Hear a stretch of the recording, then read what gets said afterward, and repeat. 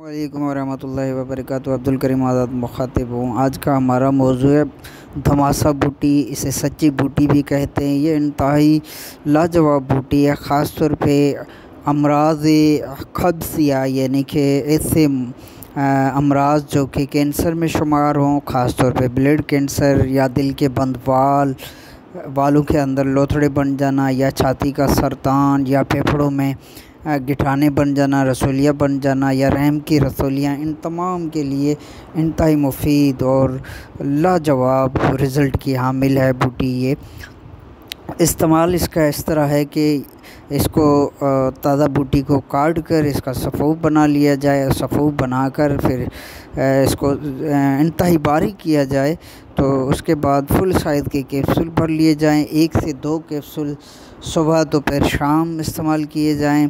इसी तरह अगर कैप्सूल के बगैर इस्तेमाल किया जाए तो इसका जोशांदा बनाकर वो भी सुबह दोपहर शाम आधे कप से 1 कप तक इस्तेमाल किया जाता है। अगर अर्क बनाकर इस्तेमाल किया जाए तो भी आधा कप से 1 कप दिन में 3 मरतबा सुबह दोपहर शाम।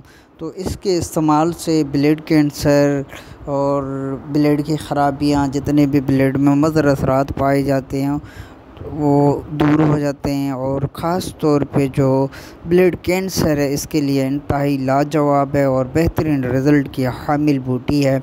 अल्लाह तबारक व तआला ने इसके अंदर बहुत से फ़वाइद रखे हुए हैं, हम तो यहाँ पे मुख्तसरन ही बता रहे हैं।